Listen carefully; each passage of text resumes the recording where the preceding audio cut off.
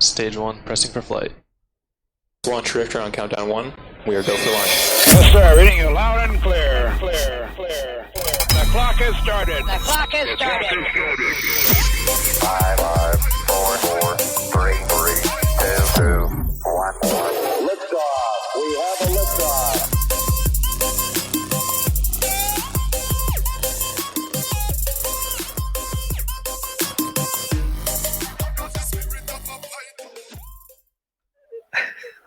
And welcome to Pressing for Flight, live from the Space Coast, where the schedule never holds. I am your host, Stephen Marr, and what is Matt Cutshaw laughing at? You got the giggles, man. He got a bad case of it right before we started. Oh man, I'm just laughing at Harry- Daryl Harry and Harry. and Daryl. First, he's like, "No, I was here first. No, I was here first." Yeah, I Chat can, arguing about who was there first. yeah, I can vouch for Daryl because he definitely was in there like 20 minutes ago. Hello, welcome. We're live. We have with us tonight Easy Kegel. Yeah. Oh, I'm I was keeping hoping it easy. I was hoping this video would play without hiccups. Dang it! I've got that full resolution one going. Okay, well. Should have downloaded it. Well, tried I to did. download I it. like The actually. server was getting killed. It took like 25 minutes to download 200 megs. Yeah, I was like, It's ugh. not the email, and everybody's downloading it from the email. right. Well, what I did was I loaded up the full version and then like I let it do the buffer. I'm gonna go ahead and just mute it. Thinking that okay, if I go ahead and let it buffer all the way, which it did, then it would play. But no, we're stuck with this tiny version here. Sorry, y'all. And we also have Matthew, Mr. Jordan, Hey guys. and you already heard Matt Cutshaw's giggles. Giggles are done. Y'all be killing me in the chat sometimes, man. And Miss Bekah Penland. Howard. Miss. Excuse me? Oh, sorry. Becca, Mr. Penland. Thank you. Informal or something. Oh, man. We are within 2 weeks of DM2. Oh, yeah. It's been buzzing. Oh, it's Oh, buzzing. man. That's all we can think about. Almost all we can think about because right now we have a busy weekend coming up. Oh, boy, do we. Weather issues, and Matt's going to do double duty on the remotes and launch viewing from the press site. Yeah, so I'm sure most of y'all have already seen the video, but check it out over there. It's beautiful. I mean, I feel like we've been seeing a bunch of these render videos come out, but this one is even better. Yeah, that was good. Yeah. Yeah. So, have you guys been playing the simulation? I tried it once. I was too confused. I'm like, I don't know what's going on. Yeah, they don't. I guess there are instructions, but I went just balls to the wall. Just gave it a shot. My first try. I guess I was not watching my numbers, and I thought I was successful. I was like, oh yeah, man, going first try. No, they said fail. I came in too fast, too hot. So You made the station go crunch. yeah, I guess, man. I mean, I think I was. So they say it's like you have to be under 0.2 meters per second for it to be acceptable, and I think I was at like 0.27, and a couple other digits after that. Like I just needed to bump my slow down button a couple of times, or maybe just like one more time. But it's fun, man. I've been having a great time with it. Let's see. I do have a video of one of mine. If you follow me on Twitter, you maybe already saw it, but this is a super sped up version. Like the only way I've figured out how to do it is take it into iMovie, and it'll only let you speed it up to 2x, and then I export that video. And then I import it again into iMovie and then speed it up 2x. So I think this is like 8x. But I wanted to. Because when I played it, it was so slow. And I was like, why does Steve look so quick? Like, I thought Oh, this yeah. was- Yeah, it's definitely sped up a lot. But it's really interesting to see how, like, kind of what they're seeing. I mean, I know, obviously, we know that this isn't exactly what Bob and Doug are going to see. But it's pretty close. I mean, they did show the actual video of the real display, and it's got a lot of the same elements. It doesn't have these little buttons here. the D-pads Well, and whatnot. That would be cool if they just brought out their cell phone and like drove it in with that. Oh man. Those big padded gloves they got on. It's not working out too well. Yeah. I did do a little bit of exploring. The video here I just thought was interesting because went and saw the cupola. I was hoping, maybe you could see through the windows and there'd be like somebody in there hanging out. Daryl says, "Did you find the Roadster Easter egg?" Oh yeah. That was I didn't. Oh, I didn't know it existed. Yep. Yeah, it's in there. There's not a lot of detail to the rest of the space station. I've flew around the whole thing, and they've got the docking ports. It seems to me, like, not being an expert on the layout of the space station, it seems to be everything is in its place. And I think I did a video. The first one I did was just like, I don't know, saying that I did it on my second try, and then I did another one after that where I attempted to dock to a different docking port, which is like off to the right and kind of near the cupola, actually. And I think that's actually the one that they birthed the cargo dragon to, but I'm not 100% sure. But yes, the Tesla, I will show you where it is. So this is the orientation that they start you in. Of course, they want to give you a little bit of challenge. They don't start you off just like perfectly squared away with the space station. So from your starting position, all you need to do is yaw to the right or left. Just spin a 180. Y'all. Yaw. Shaw. And look who's sitting right behind you. It is it's not the convertible, and it doesn't have Starman in it. But someone dropped the ball on that one. let me see if I can't pull a little bit higher quality here. Wow. They couldn't even do the one with the Starman in it. I know.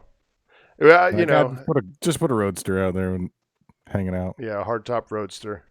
Oh, you're gonna smash. Oh, Well, what I was trying to do, because my previous run, I realized that I could go into the car a little bit before it told me that I ran into the space station. And so I was trying to rotate, and then it disappears. So you've got like a certain amount of time, huh? Space station for 2. Yeah, right. Yeah, so you've got a little bit of time to kind of check it out, but it just disappears. And I don't know if it has anything to do with you being close to it. I don't know. It's pretty neat. It's very typical SpaceX. Throw that Tesla out there. Anybody else play it? Nope. You didn't play it, Matt? Nope. Unbelievable. Anybody in Amen. chat play it? What do they say? Yeah, Daryl. So it looks like everyone. Harry played it. I'll check it out now. Wait, connects with... Oh, Seth said he got it first try. Let's see. Who's saying there's an app? Is it on an app? Because I felt like that would be way better. Because the issue that I kept having was like when you're in Safari, the browser for iPhone, if you don't know, if you double tap in a place, it'll like zoom in on that spot. And so then you got to like reposition. And if you're in the middle of a hairy situation, and I'm not talking about stranger, but it'll like it'll zoom in, and then you got to like zoom, do the pinch to zoom out like you normally would on any web page, and try to reposition it in the right spot. Oh, Seth said that was a reference to the astronauts pulling out their phones. Well, I mean, Seth makes apps. He could make that. Get on it, Seth. Okay, Make the app. Yeah. Yeah. So I was like thinking, man, it would be really cool if this was on an app. But I don't know. They threw this together. It's just supposed to be some extra content for people to enjoy, and I highly recommend it. Let me see. Do I have the link? What is it? ISS dash something. What is it? Anybody know? ISS-sim SpaceX.com. SpaceX.com. Yeah. So do it. Check it out. See if you can do it. First try, second try. It don't matter. Bob and Doug have probably done it thousands of times in simulator. Daryl says that we should all try to do it right now. the whole episode just trying to try to dock do with the that. space station. Yeah, right. Now, I will try to pull it up. What was it? ISS sim. Try to do that with the mouse. Good luck, unless it uses keyboard controls. No, it doesn't. But what I think might end up happening is I might like destroy the connection because earlier. You're gonna have a lab. Yeah, look at how slow it's loading. Yeah, I ain't even gonna try this. It's gonna kill our connection. I don't know if that's my computer thing or if that's the connection thing, but yeah, it runs real slow on my computer, and it's a gaming computer. I can do VR on it, but for some reason it just doesn't want to do it. Moving along. Jimbo posted some photos of the Tesla Model X that will be taking Bob and Doug out to the pad, and I think it looks sharp. I've seen some criticisms. Some people don't like the meatball and the worm. People always got something to say, man. I think it's adorable. You like it? Why people got to armchair quarterback everything? Well, I can't argue too much because I'm terrible with design, and people with the eye for design might have legitimate reasons why it doesn't look good. What, 2 decals? Yeah, the two different. It's not like they wrapped it with something. It's not like that crazy. That would just actually like rockets going down the side of it. that would be kind of cool. For ill. That is for How many ML, people that own a Model X now are going to have these logos on their car? right? All of them. Yeah. Right. I know. I would. Calling up the vinyl sticker shop. Hey, Right. You Like, just got to go to the flea market. The one on the back's like $50. The one on the side's like 30. yeah, the one at the back's easy because you could just etch out from a piece of red vinyl, but the other one you gotta do some printing. Yeah.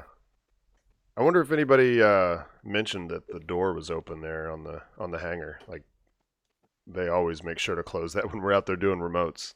They're like, get that door shut. Yeah. We don't want them taking photos inside the hangar. Oh, I didn't even notice that. I don't think you see much. Oh, Oh, you know, can't, but you know what my guess is? It's open just enough. I bet the Tesla was parked inside there, and they opened it up to get it out. To bring it out. ah, That's just a guess, y'all. I have no. I drove by insider there today. information. I didn't see it. Oh The yeah. door was open. There was a rocket in there. Was it? Oh really? Oh, they got rockets inside there. Yeah. This is insider information, y'all. You heard it here first. say Present it for ain't flight. so. Present for flight. Live from the Space Coast. What it was, I don't know, because I don't stop so they don't yell at me and I just keep on going. Yeah, you kind of glance over there to see if it's got the worm on it. Yeah. Yeah. I Right. didn't see it. I tried to look, but I don't know. Yeah. Yeah, it's probably just Desktop or Falcon 9, Army. that's all I know. Yeah, ain't no heavy in there. I'll tell you that right now. Yeah, I don't think there's a heavy here right now. Nope. I mean, they got some cores that might be able to serve as side boosters, but I don't think we have a center core here. Yeah, we might have some Starlink boosters in there, Yeah. more than likely. Let's see. There was this article by Wired that was really good, and I'm not going to read this whole thing to y'all, but you guys should check this out. How NASA certifies new spacecraft are safe enough for humans. It's got some cool tidbits. It more or less just kind of runs down what SpaceX and Boeing have had to go through leading up to these launches. Of course, Boeing has a lot of work to do right now, but SpaceX is in the final steps.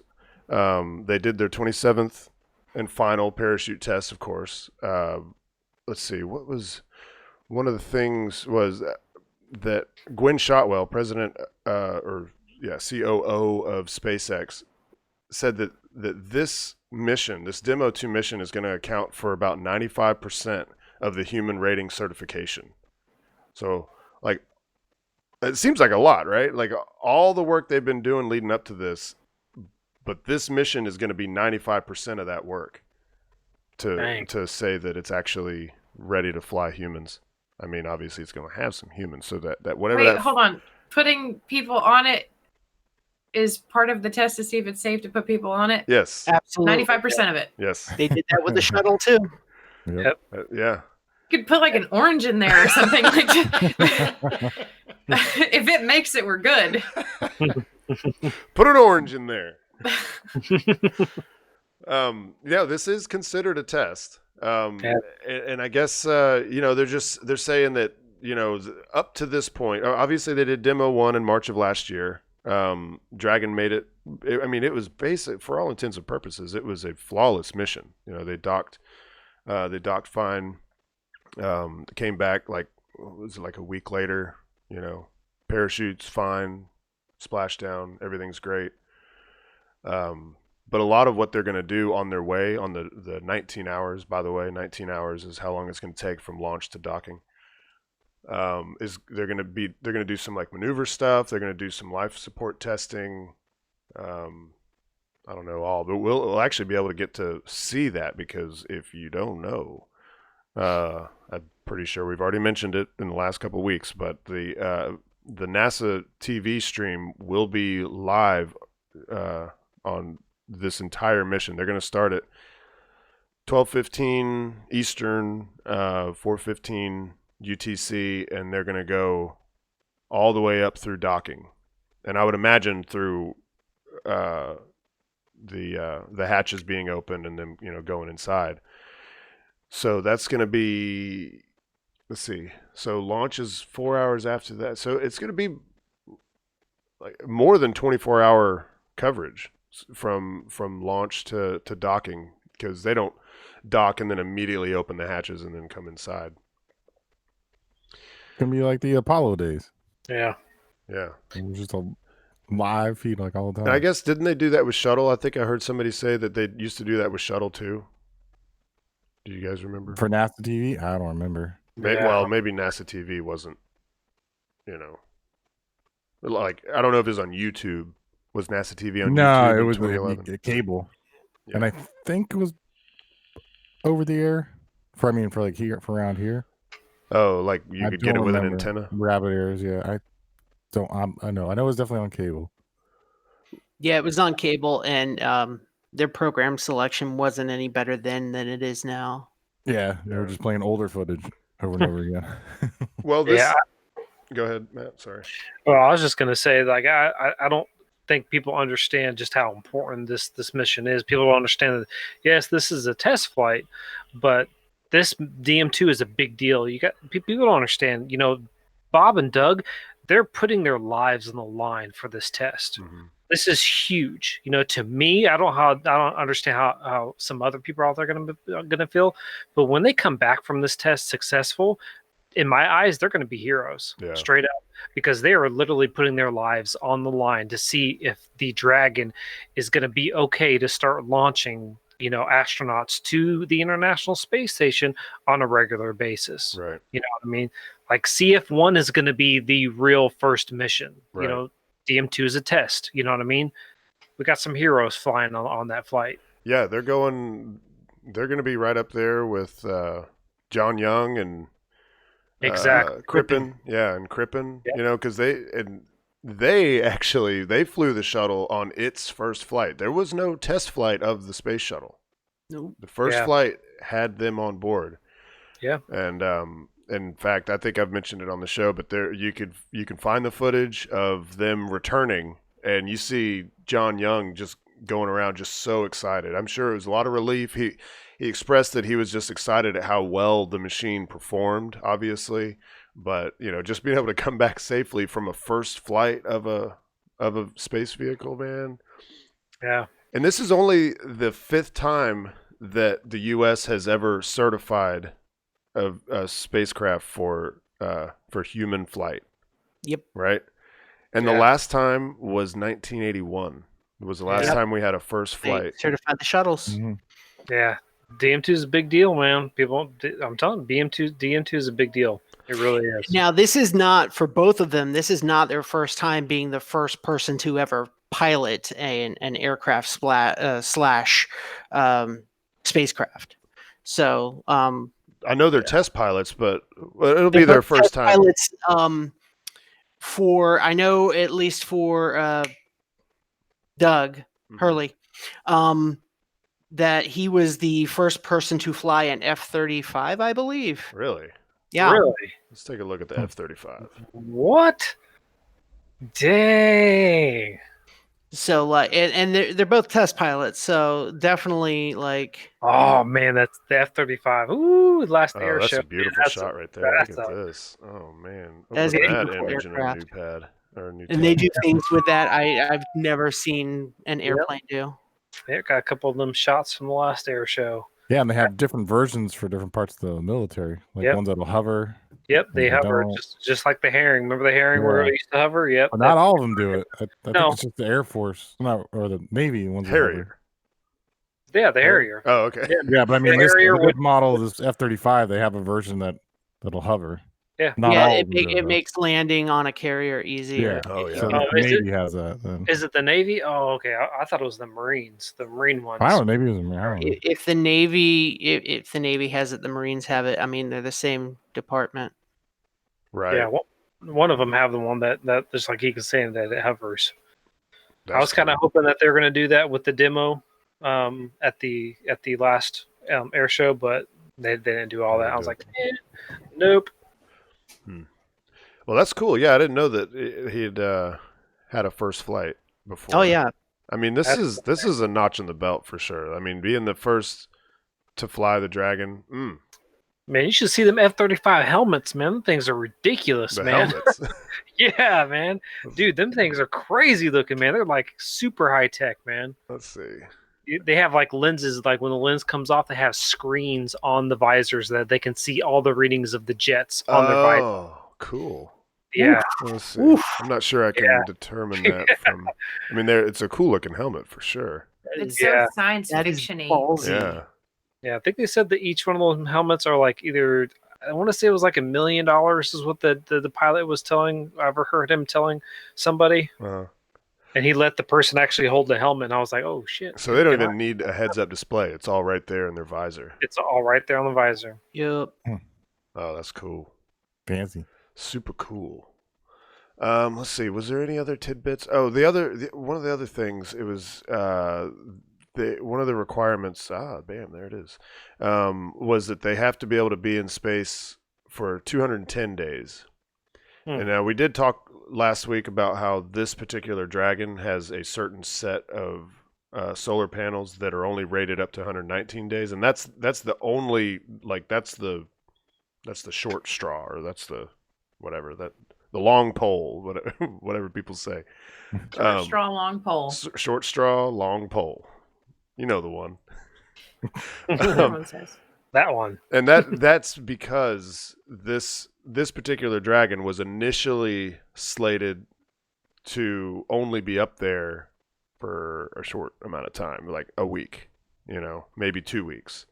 And so, but now that NASA's decided, because obviously there were more delays, because last year, whenever the Dragon from DM1, when it blew up on the pad when they were doing the static fire, that set this back a long time, actually. Like, they probably would have been flying Bob and Doug last year if that hadn't happened. But because it got delayed so much, this is almost turned into an operational mission. Like, they've decided they're going to leave him up there for a while. They're going to, have him do some work, help out Chris Cassidy, some stuff that needs to get done. It's Bob is going to go out and do an EVA.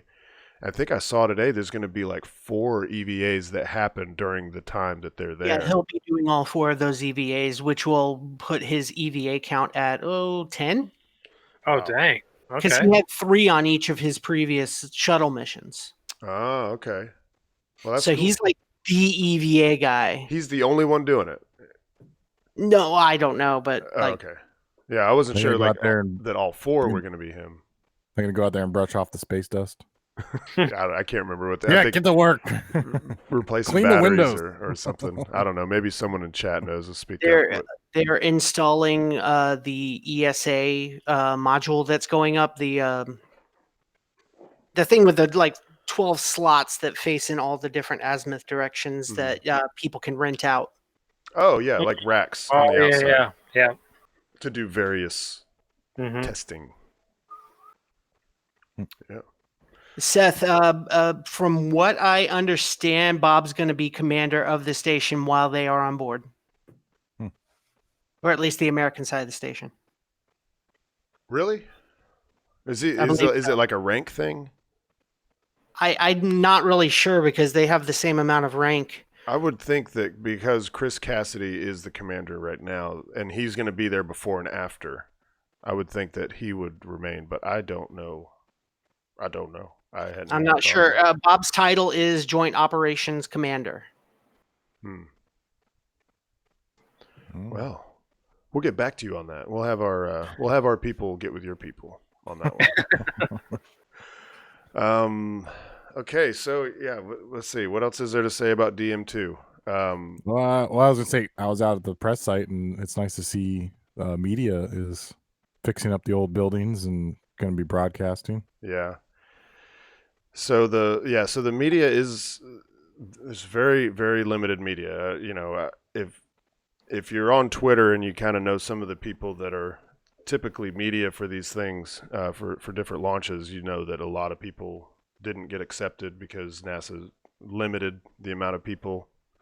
And I don't know if we talked about this before, but one of the deciding factors was how many people can you get inside a building and maintain social distancing in the case of an emergency. Yeah. That's what it was. I mean, because obviously the press site is big. It's a big open field, and you're like, well, we could totally social distance. But it came down to, if we do have to get everybody inside for some reason, how many people can we safely get inside and still maintain social distancing? Yep. Yeah. So if COVID wasn't a factor, you'd have a bunch of people out there. Yeah, it'd be a completely different story. I haven't even got a word that even the employees have an area they can go. I don't even think they can. Like SpaceX. Usually every launch, the NASA? employees have a certain area. I wonder if they're allowed to like go to Pad 40 or something. That might even be too close. One of the things that I kind of feel weird about is that there's a lot of these local outlets, like local TV stations. I've got a friend that is with one of the local TV stations, and they weren't selected to be able to go in because their national affiliates, like ABC, CBS, NBC, they got the go ahead to come down, and they're traveling from other places. I think it would have made more sense to have the locals that have been covering it and I'm not talking about like us. I'm not talking about Next Horizons here or some of the smaller outlets. I'm saying like some of the local TV stations that have space fans that are local, because a lot of the whole, the mitigation with coronavirus is not traveling around and potentially spreading it around. I don't know why they didn't have the local affiliates cover this stuff, because they would feed it right back to the nationals. It seems like that was kind of a lost opportunity. There is prestige in reporting on a major historical event and being at the scene. Mm-hmm. So when the nationals send out their people, they're going to send out like their biggest names. Right. Yeah. Their biggest reporters are going to be the ones out there actually doing the reporting. Maybe Bill O'Reilly will be there. I'm kidding. I don't know if One America got in or not. I know News 13 will have a reporter out there. Yeah, I was going to say one local got in, but that's the Spectrum one, right? Is that okay? So that's what. Yeah, the Spectrum. They are their own. Yeah, they're not technically national, so. Yeah. No, not. I mean, I'm sure they have them in other Spectrum areas. But wherever they're like New York, Tampa. Channel 9, Bay News 9 is theirs. Yes, Stephanie, money is definitely a factor. Yeah. Well, and it's they want to have the most coverage as possible, and maybe there's the fear that if it wasn't like the national outlet coming down, that they may not cover it as closely. Yeah. But because they're going to send their face, the face of whatever affiliate it is, maybe they'll give it a little more play. I'm with Stephanie on this one, though. I think a couple of them spots were paid for. That's just what I feel. I honestly think some of them spots were paid for. I don't know. That'd be that might fall under corruption. No. I don't know. There's I don't- rules against taking bribes as a government official. Yeah, I don't know about that one. They're gonna. I think they have it's to have simply the main outlets there. they just so. want to have as much coverage on it, especially being that they can only have so many. Yeah, so they I'm sure it's just they just want to have as much coverage as possible. It's just it has been a shame, like I've talked to a few friends and everybody's real bummed out because everybody was really looking forward to DM2. I know we were. I mean, hell, Yeah. Once. when we got accepted for CRS 20, it was like, okay, maybe this means that we're good for DM2, and then all this stuff happened. COVID, you ruining everything. But speaking of COVID, real quick, I'm gonna just say something here real quick. Last week we had Brett on the show. Awesome, that was a great show. If you guys watched that, one of the things that we talked about was Jean Wright and the So Sisters. She does have some really cool face masks. So if you guys are looking for some protection, I know she does have a page on Facebook. Just look for the So Sisters collection and get with Jean Wright, and she can hook you guys up with some really cool face masks. Yeah. Space, she's doing all space related stuff. Okay, so she's actually selling them and like making a bunch of them and selling them. Oh hell. Yep. Yeah, Awesome. and if you're a frontline worker, she's hooking you up with a free mask and whatnot. But you just have to get with her. I mean, she has a bunch of them. So to help Jean out, I let her know like, hey. Yeah, and if you want to search for her on Facebook, it's GEAN and then WRIGHT. Yep, and the So Sisters. So there you go. Is that a group page? No. Let's see. It is a page on Facebook. Yes, if you just go to the So Sisters. Maybe I can pull it up real fast so people can see it. And she has a lot of really cool designs to choose from too. And some of the fabrics that she has that she's making these face masks with, some of these fabrics are really hard to find. So they're like obsolete fabrics that they're just not making anymore. I think it's I think you want to look up I don't know if these. it's the right one. Yeah, try So Sisters collection. I think it is. Right there. So Sister Space Creations? Creations. Yes, there it is. You look down. Not on that. Oh, here we go. Down here. Oh yeah. Always open. This is. There Always she open. Yeah, that's Jean right there. Yeah. And if you look down, you can see some of the fabrics that she's currently doing right now. She has a bunch of really cool fabrics to choose from. Let's see here. Let's see what she's got. Oh. She making ties? What's going on in the other picture? Yeah, that's kind of cool. Yeah, she makes all kinds of stuff. I was just sewn in. But she's That's using pretty this to. Oh, that's right. Doesn't she make like all of Ken Kramer's shirts? neat. Well, it looks like it. Yeah, there you go. So Sister Space Creations by Jean Wright. Yeah, if you scroll down a little bit more, you can actually see the fabrics and the face mask that she's actually doing. Oh, right There it here, right here. Oh, okay, yeah. Now, Check these out, y'all. Some of those fabrics are really Oh, hard whoops. to find. They're obsolete. Should not have done that. There we go. She must have raided a storage bin from the 80s.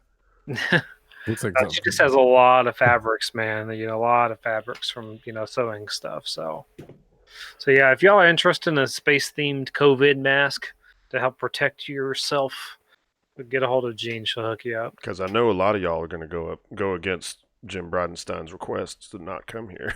That's why I wanted to say something, because darn well Jim said, y'all stay home, y'all can watch this on TV, and everybody's like, yo, I ain't listening to you, I'm coming to check this out. This is history. Brevard County Sheriff's like, come on. Yeah, we're open for launch business. We're open. Restaurants are going to be open. Come on down. So if you are going to come down, you still have a little bit of time. Get with Jean, get yourself a face mask, and you can watch the launch in style.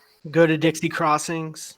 I wonder. Dixie Crossroads. I'm wondering if Bekah Yeah. has considered possibly just maybe not taking any pizza orders for the, like half hour before launch, and then For pick sure back up. approve that by the Just bosses. so everybody, all the employees can see it. What do you think? Daryl, she does ship. I don't know. I I don't know don't if that know. would fly. At 4:32 in the afternoon, I don't know. Yeah, that was something I thought about today, but we were busy and I didn't bring it up. It's like, because I know I'm requesting time off for it, but it's like it's such an important thing. I don't want you to miss it because it is a Wednesday. You No, know. I'm not gonna miss it. I don't Yeah, know. you just got to step out back. You got a full screen of pizza. The pizza can wait 2 minutes. Yeah, that's true. Yeah, I'm not I mean, gonna miss it. yeah, in all honesty, you could, we've got a Bluetooth speaker in the store. You can have the countdown going, on YouTube, and then just like 2 minutes before launch, you can run out and watch it, which, it disappears from your site in about 2 minutes, 2.5 minutes. Yeah. And then, Yeah. right back to work. There you go. Did I put you on the Daryl said he was spot? gonna get I'll Daryl said he's work gonna put a pizza right I then. might not be there. Who knows? I might not You might- not work that day. I don't know. We'll see. I'm not gonna miss it, Yeah. Hell yeah. regardless of where I am. Yeah. Hell yeah. I think it'll be a busy day there, especially after launch when people go Afterwards. back to hotels, rooms. Yeah, that's true. When- Probably afterwards. before lunch will probably be busy there. Yeah, people trying to get their kids fed before they go out to the launch, or out, Yeah. out to watch it. That happens. That definitely happens around here. Yeah. People want pizza. It's kind of like launch days are sometimes like if the launch isn't like it, if it's like in kind of prime time, it ends up being sort of like Halloween, where in the pizza industry, Halloween is one of your busiest days of the year, and the way it works is about 2 hours or so before sundown, everybody orders pizza because they want to get their kids fed right before they take them out trick-or-treating. And that's kind of how launch days work. I mean, on probably a lower scale, but yeah. Oh, is that what you're supposed to do? Oh, shoot. Yeah, you're supposed to feed them before they go out. Yeah. Oh, well, I didn't get that memo. You're supposed to feed your kids. Did you know that? You're supposed to do that? This is garbage. Dang, I've been doing it wrong this whole time. At least once a day. That's garbage. Garbage. Let's see. Let's move on because we do have a couple of launches this weekend. Starting with one Atlas 5 in the 501 configuration. That is a 5-meter fairing, 0 solid boosters, and one main. one main on the upper stage because the first stage still has 2. Is that right? Yeah. Am I getting that right? So this is just a picture of rollout today. And one thing that's interesting, if you're a big SpaceX follower, you know that they fuel like 35 minutes before launch. Well, they were already talking about fueling today. Oh. Yeah, I don't think they put the liquid oxygen in this soon, but the kerosene can go in. Well, What do you SpaceX has to do it so quick because they use the densified fuel and Right. densified oxidizer. Helps them get more in there. If the Yeah. oxygen is colder than what most people use it at, then they can get more in there. Yeah, they put it 1 degree above freezing and right around that range. Right. It's like almost like oxygen slush. Did you find some tidbits to tell the audience and me about X37B? So the X37B, there's not really a whole lot out there about it, just because it is kind of like a secret project, a top secret project. There are 2 vehicles. That much is known. These missions typically last very long times. The shortest mission that the X-37B has flown was like 223 days. Mm-hmm. And the longest one was just came last back one, right? last year. Yeah. And it was 779 days in space. Right. One thing that I thought was interesting, of course, there's a Wikipedia for everything. And if you scroll down to the operational history part, it's got a chart, and they, of course, just like Matt just said, there's 2 vehicles, but the last one, we don't know. We don't know which one it was. They don't have any kind of markings on between the 2 to differentiate. So No, why does it say Falcon 9? Because it launched on a Falcon 9. It's the only one. Yeah. Look, see right here. First launch of an X-37B on a Falcon 9. And I was going through all my launch photos, and I can't believe I don't have any photos of this. Kegel must have had me working that day. Can you believe that? Kegel used to be My my bad. boss, y'all. This is this might be a big revelation, but Kegel was actually the one that hired me when I first moved here. Yeah, I gave this kid a shot. I thought that was 6. I thought it said 6. My bad. It looked like a 6. I'm like, my computer's really. Oh, yeah, Yeah, and I was like, wait, what? No, that's a okay. yeah. He's seeing like where I'm sharing the screen, and the resolution is usually not very good. Yeah, it looked like a 6, and I'm like, wait, no. That's why I was like, why does that say Falcon 9? yeah. It doesn't. So it doesn't have this upcoming mission listed. No, not yet. So we don't know a lot about what they do with this craft. Essentially, what they have broke down and told us is, we use it to test basically spaceplane technologies. We use it to test out self-piloting technologies. We use it for a lot of different stuff. I think the last one they said had something to do with Hall effect thrusters. Mm-hmm. Now, do you know what those are? That's ion thrusters. Okay. It's a Hall effect is a type of ion thruster. Okay. So basically, it can build up a lot of thrust, but it takes a lot of time. Is how a Hall effect thruster works. And that goes for all ion thrusters, right? Is they're very low thrust, but they last forever. Like they keep on thrusting for a long time, and so you can build up a lot of speed. Very long time on a very little amount of fuel. Right. Oh, this is interesting. I wonder how accurate this image is. This is a render, looks like. Yeah, why is it going to be so small? Because It tells me here that it is 5250 by 3327, and that is not what I see when I tell it to go big. Enlarge. Enhance. Enhance, that's right. Intense. Yeah, so this is what it looks like inside the payload 24 fairing. feet long, or I think it's either 24 or 29 feet long, and it's got a 14-foot wingspan, so it's basically just a mini space shuttle. Yeah, stubby little space shuttle. Now, It's super cool looking inside. That oh, here you thing. go. Here's a picture of some people next to it. That ought to help you. Yeah, that's cool. So it's actually pretty small. Yeah, Those guys are in the ET movie. Yeah, that's them. it is a very tiny vehicle. It's only meant to carry what instrumentation they're taking up to test, and that's all it goes up there and does. And we have no idea how long it'll be up there, though. I mean, know nothing about it. Let's see. They'll give us a warning a week before, just because they want to make sure people know, hey, there's going to be a sonic boom in your area. Oh, they did announce it beforehand last time. Yeah, they oh. Yeah. a couple of days. I do remember But that. they don't say exactly when.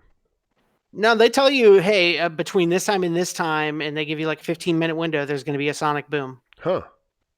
That's kind of crazy. A small vehicle like that would still create a sonic boom. I think That's not a very big. That's not a very big vehicle at all. I think anything that crosses either into the speed of sound or goes from the speed of sound back creates a sonic boom, right? It's just maybe the size of the thing determines like how loud it is and how far it can be heard. Yeah. Is that right? I remember hearing the sonic boom on the last time. You do? Yeah. I didn't. I remember seeing the photos in the morning. Like, I guess I'm not sure. Maybe the Air Force sent out the photos or whatever because, like, they don't invite media to the return, but they do send out photos for the media to use. Well, the chat's blowing up in here. What do they got? They said it was meant to be, or Seth says it was meant to be fit inside the space shuttle payload bay. Oh, okay, that's interesting. Which makes sense with the small size. And then Daryl says it's when the mommy space shuttle and the daddy space shuttle love each other very much.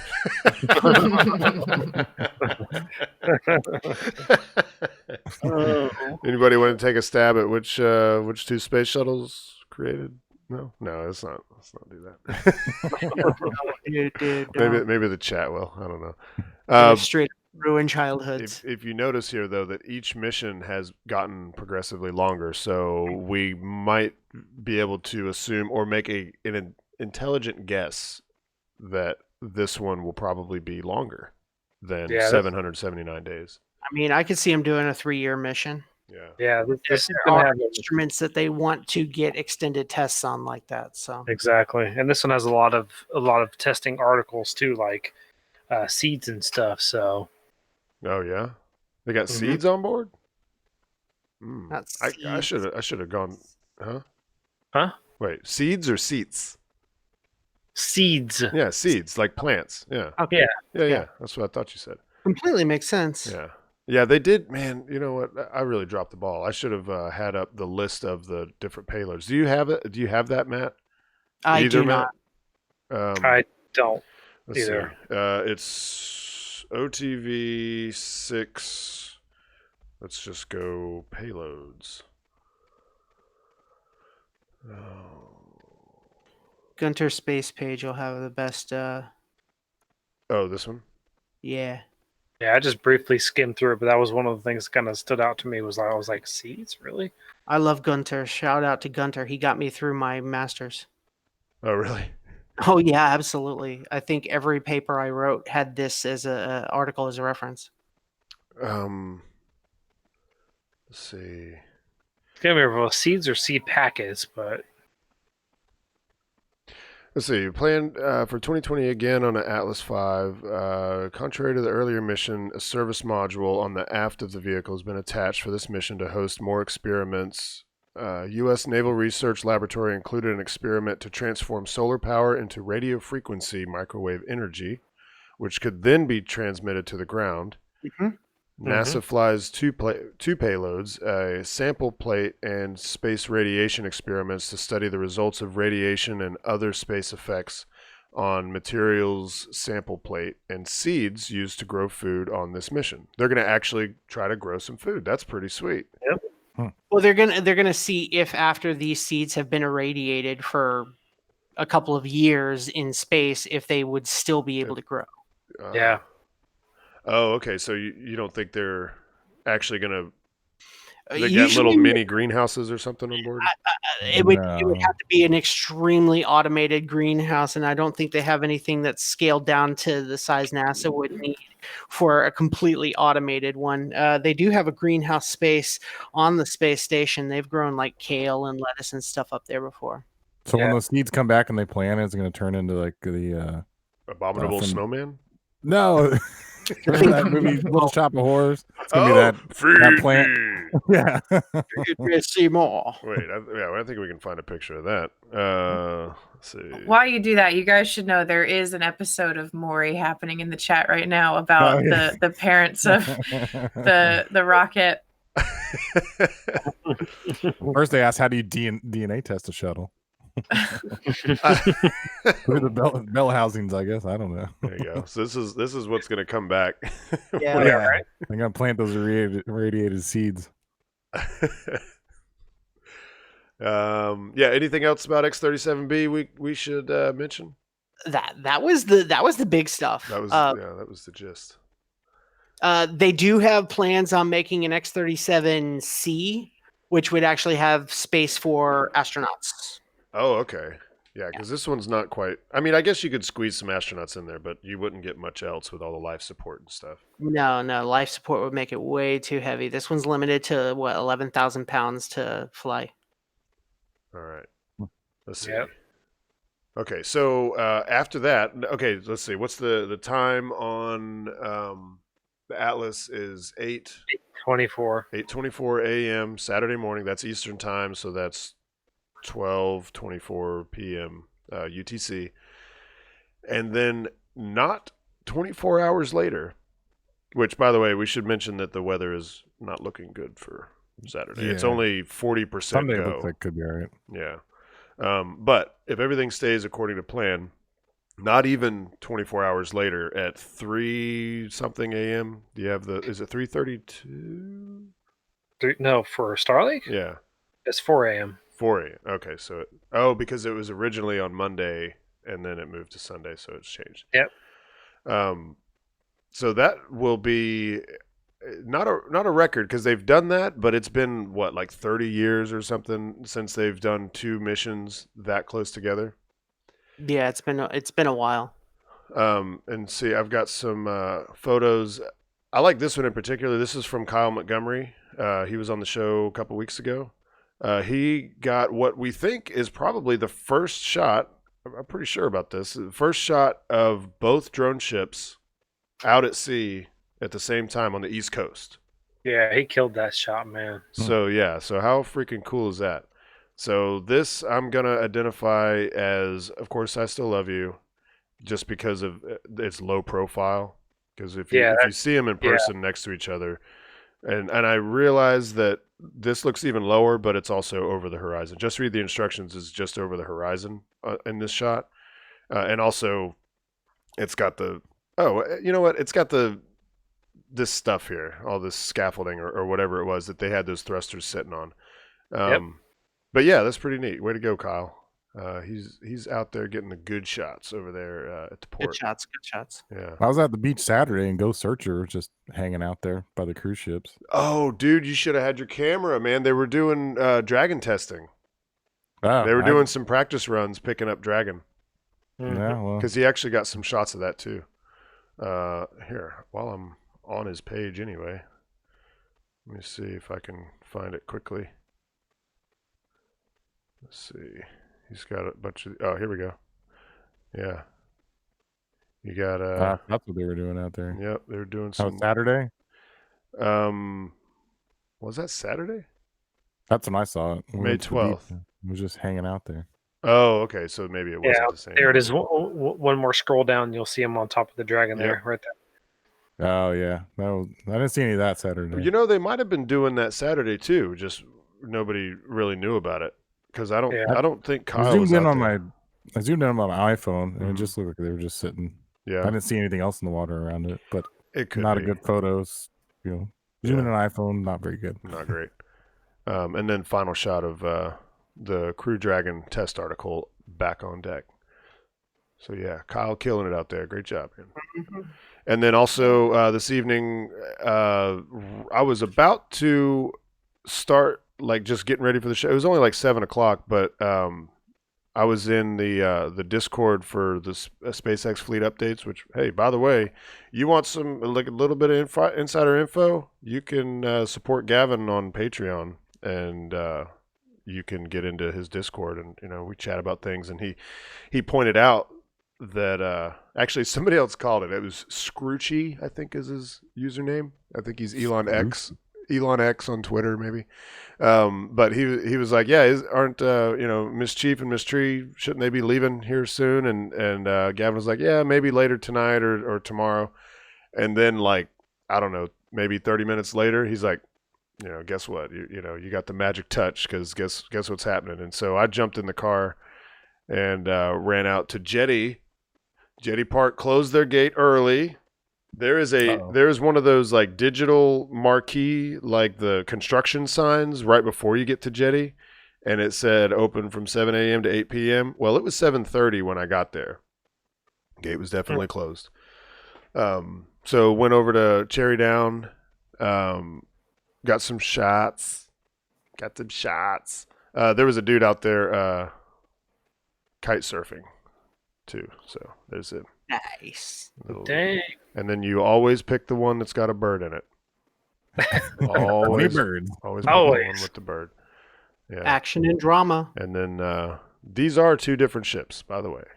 I can't tell which was which, but I made sure that one was one and one was the other. Yeah, so they're on their way out there. It doesn't take them nearly as long as it does the drone ship to get out into position.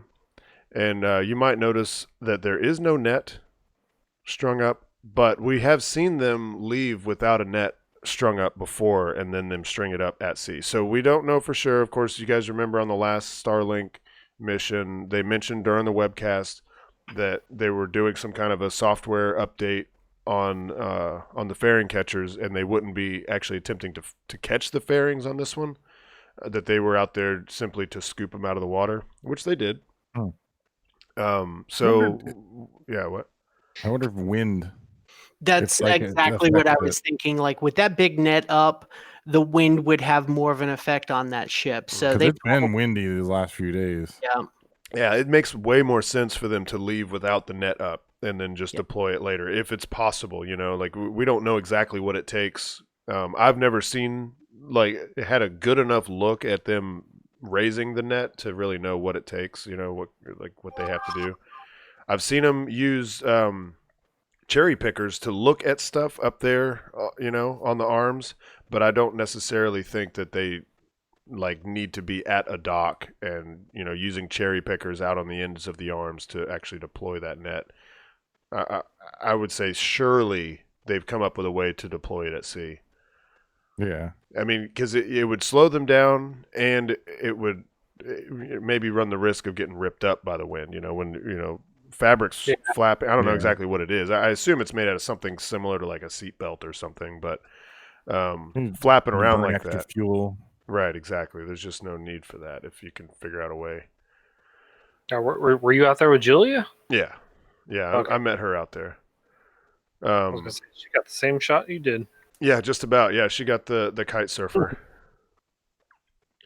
Let's see. Well, we're kind of on smooth sailing now. We're approaching an hour, but one thing that we put off last week, and I don't know, Matt Jordan, if you had a chance to go over this, but you did. You called it. You were like, you wanted to talk about this.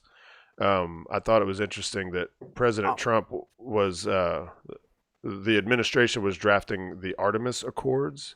It's a pact for moon mining. You remember this?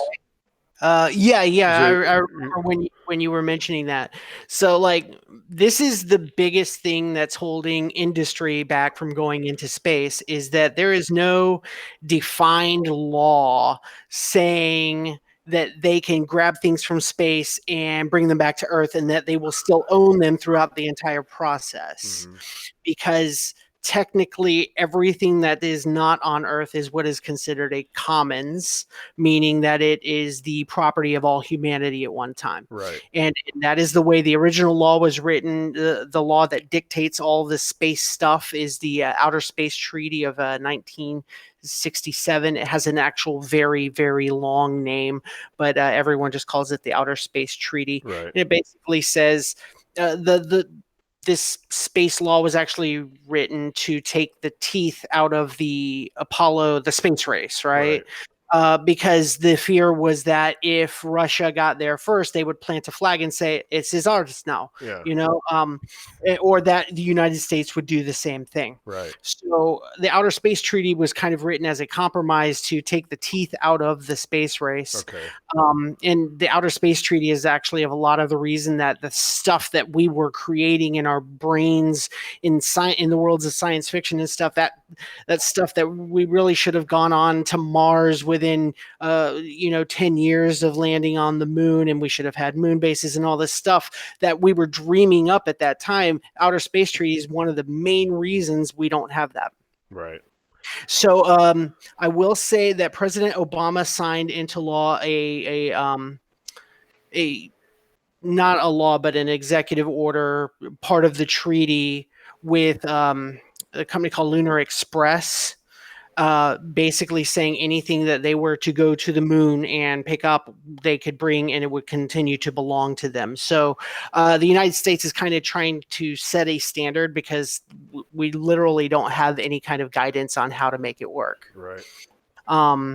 I am under the belief that we should kind of treat it like the law of the sea, and the law of the sea is pretty much finders keepers.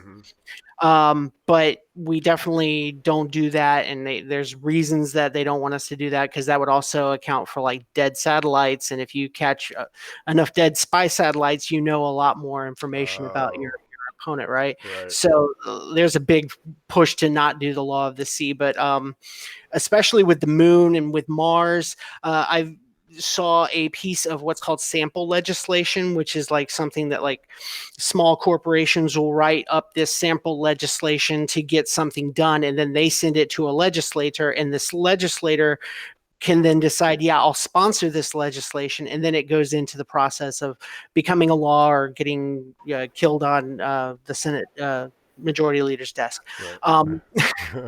So the sample legislation I saw was basically, hey, if you land on something, depending on the size, you get a certain amount of it. So like a 1 kilometer asteroid, if you land on it, that's yours. You can split it up and mine it and do whatever.